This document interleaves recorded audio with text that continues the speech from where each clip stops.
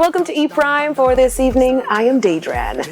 Powerhouse pair Baby Cham and Bounty Killer partied their way into the weekend, celebrating Time Bomb, their new EP. Fans and celebrities flocked the lot on Constant Spring Road to experience a live performance of songs from the EP like Time Bomb, Bud Munting, and Bud Enough. In an interview with E Prime, both Cham and Bounty shared on the making of the EP. Well, this is what we've been working on. We have some more tracks because it was more than 7 tracks we done.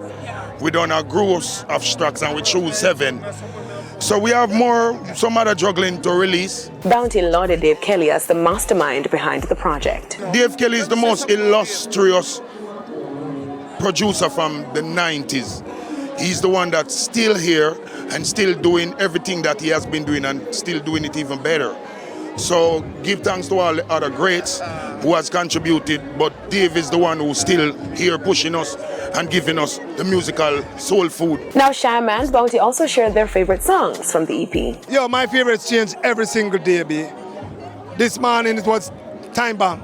Time Bomb for now, you never know. Last week it was Slow Motion. My favorite after mine is Slow Motion. Yeah. How that deal with the ladies? Nothing I go on it. Me not ask him, make him go and choose. Him will come right on back to Slow Motion. The 7-track EP released on Friday includes Dancehall veterans Dexter Daps and Dave Kelly, as well as a collaboration with English actor and DJ Idris Elba. Hip-hop sensation Rod Wave has secured the #1 album on the Billboard 200 chart with his latest release Nostalgia, pushing Olivia Rodrigo's Guts into the 2nd spot. He topped the chart with 137,000 equivalent album units earned in the US, his 3rd #1 album. Rod Wave is the 2nd artist following Taylor Swift to have notched a new #1 in each of the last 3 years. He previously led the Billboard 200 with his last 2 full-length projects, Beautiful Mind in 2022 and Soulfly in 2021. Basketball superstar LeBron James and music mogul Jay-Z are just a few of his many peers and fans like me celebrating the announcement of Osha as the 58th Super Bowl halftime headliner. The 8-time Grammy-winning artist spoke to Apple Music, sharing that headlining the show has been a lifelong dream of his. Those 13 minutes mean everything. It's been on my bucket list for a long time.